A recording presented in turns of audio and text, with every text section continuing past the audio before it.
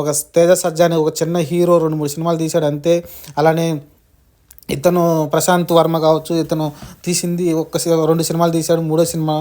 ఇలాంటి ఇతను వచ్చేసి ఇంత కొట్టేసి భారీ హిట్ కొట్టేసి 100 కోట్ల గ్రాస్ అనేది పెట్టబోతున్న 4 రోజులకి 100 కోట్లతో ఆగట్లేదు, ఈజీగా 200 కోట్లకి వెళ్ళేలా కనిపిస్తుంది ప్రస్తుతానికైతే. ఎందుకంటే తెలుగులో కొంచెం స్లో అయినప్పటికీ హిందీలో అయితే రోజు రోజు కలెక్షన్ పెరుగుతూ ఉన్నాయి. ఎందుకంటే మొదటి రోజు 2 కోట్లు, రెండో రోజు 4 కోట్లు, మూడో రోజుకు ఆదివారం సరికి 6 కోట్లు అయితే ఈజీగా కలెక్ట్ చేసేసింది. మొత్తం 12.5 కోట్లు వసూలు చేసింది. ఇంతకుముందు కాంతారాకి లైఫ్ టైం ఎప్పుడైతే అంత పెద్ద హిట్ అయిన కాంతారా లైఫ్ టైం ఏదైతే కలెక్షన్ ఉందో ఆ కలెక్షన్ హిందీ సర్కిల్లో ఇది 3 రోజుల్లోనే 12 కోట్ల పైన అయితే కలెక్షన్ రాబట్టగలిగింది హనుమాన్ సినిమా అయితే.